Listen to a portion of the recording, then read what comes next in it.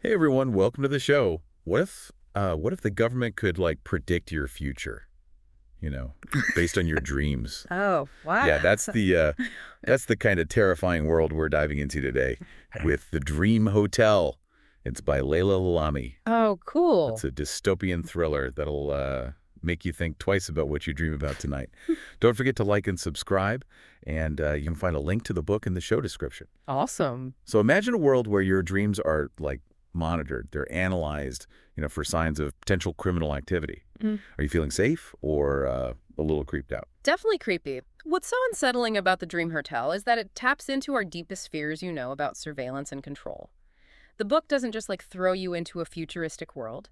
It introduces you to Sarah, a historian, and she gets caught in this system despite being innocent. Oh, wow. You experience the nightmare unfold through her eyes, which makes it all the more terrifying. Okay, so Sarah's returning from London. When she's detained at LAX, they send her to a retention center called Madison, all because of her dream data. What exactly is this place? Mm. And what makes it so scary? Well, imagine a former elementary school transformed into a high-security prison where, every corner is monitored by cameras and sensors.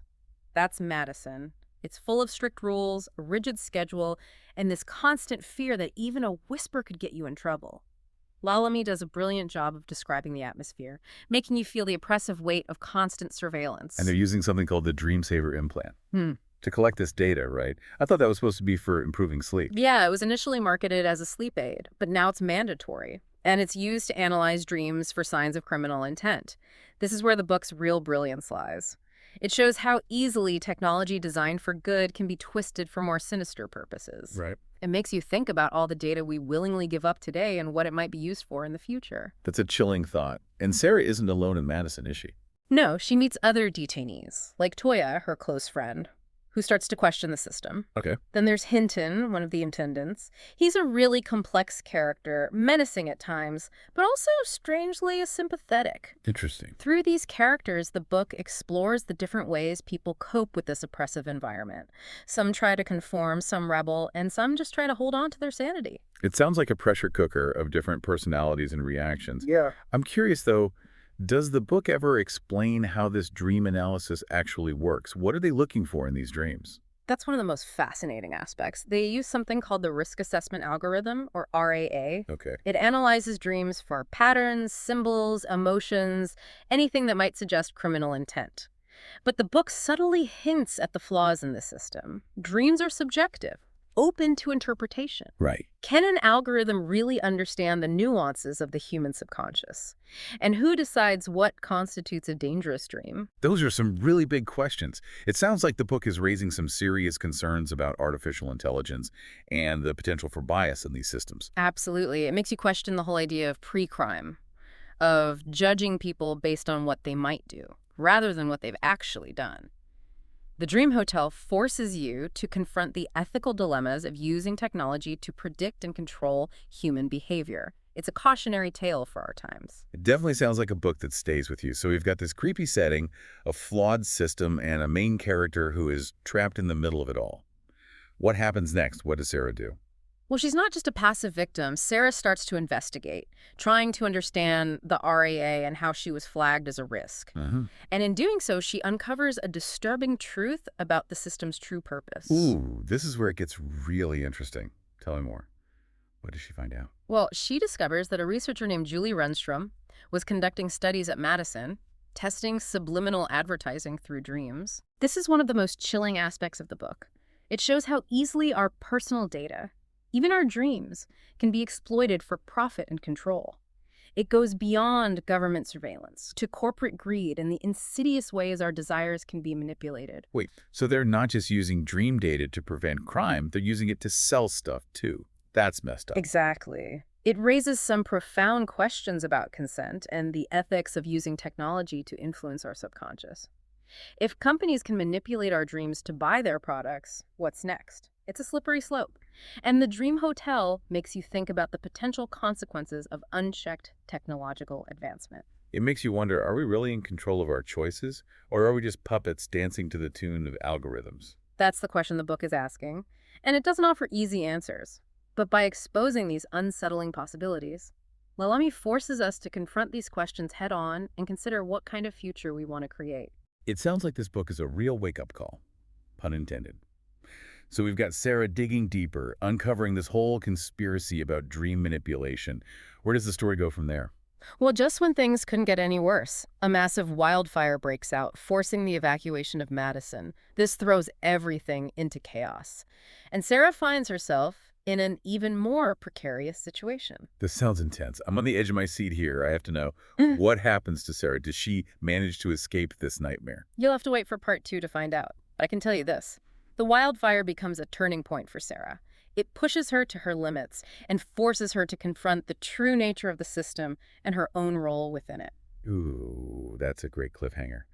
Well, listeners, we'll be back with part 2 of our deep dive into the Dream Hotel to see what happens to Sara. In the meantime, I'm dying to know, what are your initial thoughts on this world Lalami has created? Does it feel too close to reality for comfort? Share your thoughts in the comments, and we'll see you back here soon. Welcome back. Before the break, we left Sara facing the chaos of a wildfire evacuation. This event really exposes the fragility of the system, that she's trapped in. Yeah, the whole idea of control, Yeah. built into this world, suddenly seems very shaky when Mother Nature steps in. What happens to the detainees during the evacuation? They're moved to a temporary facility, which is even more cramped and chaotic than Madison. It's during this time that Sara starts to see the cracks in the system's facade. She witnesses the guards struggling to maintain order, the fear and desperation of the other detainees. It's a stark reminder that even in this supposedly safe and controlled environment, things can quickly spiral out of control. It sounds like a real test of Sara's resilience. Does this experience change her outlook on the situation? Absolutely. This is a pivotal moment in Sara's journey. She realizes that the system isn't just flawed, it's fundamentally broken, and she starts to question her own complicity in it. She's been trying to play by the rules, hoping to be released, but now she sees that the rules are rigged against her and against everyone else in Madison. So the wildfire becomes a catalyst for her to fight back. Exactly. She starts to see that passive compliance isn't an option anymore. She has to take action, not just for herself, but for all the other detainees who are unjustly imprisoned. I'm really starting to see how the Dream Hotel goes beyond a simple thriller. It's a commentary on social justice, on the dangers of blindly trusting authority, and the importance of individual action. You're right. It's a story that resonates on so many levels. It makes you think about the systems of control that exist in our own world and the ways in which we might be complicit in them without even realizing it. Okay, so back to Sara. How does she start to fight back? What does she actually do? Well, it starts with small acts of defiance. She refuses to participate in certain activities, challenges the guards, and tries to rally the other detainees. But her most significant act of rebellion is joining a work strike. A work strike. Tell me more about that. What kind of work could the detainees forced to do? It's not physical labor, but mental labor. They're required to participate in these dream therapy sessions, where they have to analyze and dissect their dreams, basically giving the system even more data to use against them. That's so devious. They're using the detainees' own minds to further entrap them. Exactly. And by refusing to participate in these sessions, Sara is taking a stand against the system's attempt to control her thoughts and emotions. She's reclaiming her own mental space, even within the confines of Madison. It's a powerful statement. But I imagine a work strike in a place like Madison is pretty risky. How do the authorities react? They crack down, of course. They increase surveillance, restrict privileges, and even threaten solitary confinement. But despite the risks, Sara's actions inspire others. More and more detainees join the strike, creating a sense of solidarity and resistance that the authorities struggle to contain. It sounds like a real David versus Goliath situation. Does this uprising have any real impact? Does it actually change anything? Well, that's where things get really interesting. The work strike becomes a symbol of defiance, a crack in this seemingly impenetrable facade of the system. And it creates this tension, this sense of unease that permeates throughout Madison. But the true impact of the strike is revealed later in the story, in ways that I don't want to spoil. Ooh, Yeah. another cliffhanger. You're killing me with these. But it sounds like Sara's actions have consequences that go beyond the immediate situation. That's like that ripple effect, where even a small act of resistance can have far-reaching implications. You're absolutely right. And that's one of the most powerful messages of the Dream Hotel. It shows that even in a seemingly hopeless situation, individual actions can make a difference. It's about standing up for what you believe in, even when it's risky, even when it seems like you're fighting a losing battle. It's a message we could all use a reminder of now and then. So we've got Sara sparking this wave of resistance within Madison. What about the outside world? Does anyone know what's going on inside these retention centers? Is there any kind of opposition to the Crime Prevention Act? That's a great question, and one that the book explores in subtle ways.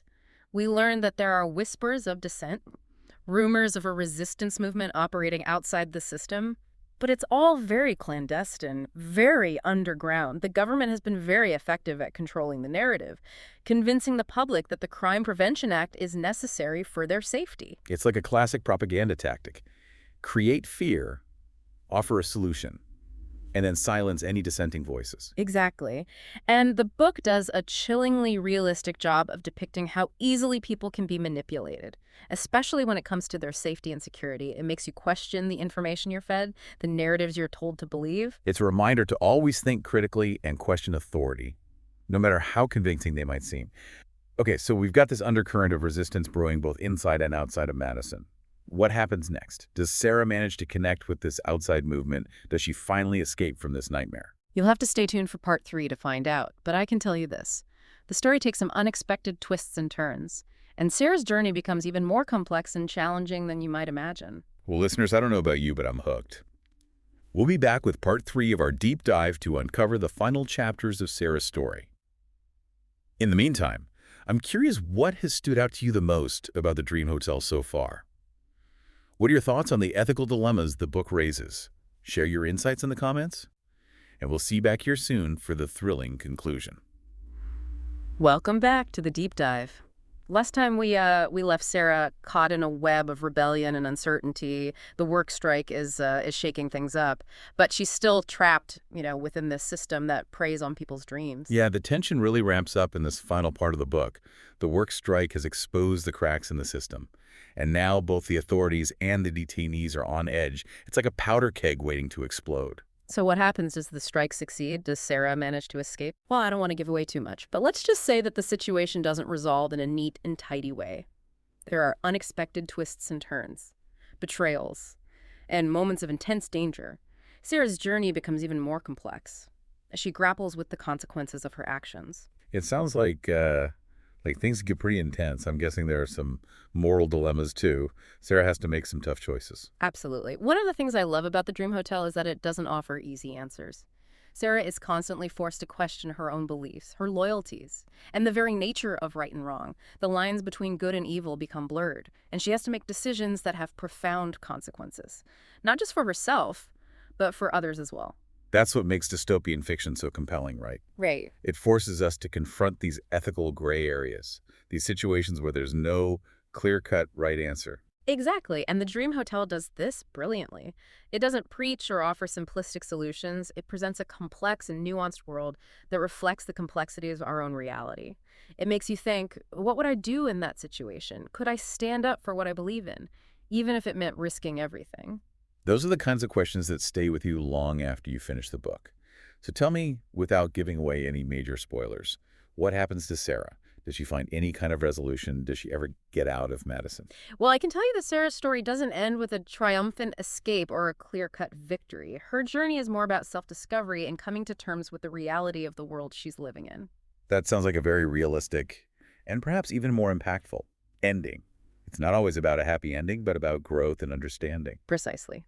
And the Dream Hotel leaves you with the sense of lingering unease, a recognition that even if Sara finds a measure of peace, the system that imprisoned her still exists. The fight for freedom is ongoing, and there are no guarantees. It's a reminder that the battle for our rights, for our privacy, for control over our own minds is a battle we have to fight every day, even in the seemingly safe confines of our own reality. So even though the Dream Hotel is a work of fiction, it holds up a mirror to our own world, doesn't it? Absolutely. And that's what makes it so powerful and relevant. It's a cautionary tale about the dangers of complacency, of blindly trusting authority, of surrendering our freedoms in the name of security. It's a call to action, urging us to be vigilant, to question the narratives we're told, and to fight for a future where our dreams, our thoughts, our very minds remain our own. That's a powerful message to end on. Well, listeners, we've reached the end of our deep dive into Laila Lalami's The Dream Hotel. We've explored the book's chillingly realistic world, the ethical dilemmas it raises, and the enduring power of resistance. If If you haven't read the book yet, I highly recommend checking it out. You can find a link in the show description. And if you've already read it, I'd love to hear your thoughts. What moments resonated with you the most? What questions did the book leave you pondering? Share your insights in the comments below. And as always, don't forget to like and subscribe for more deep dives into the books and ideas that matter. Until next time, keep those minds sharp and those dreams free.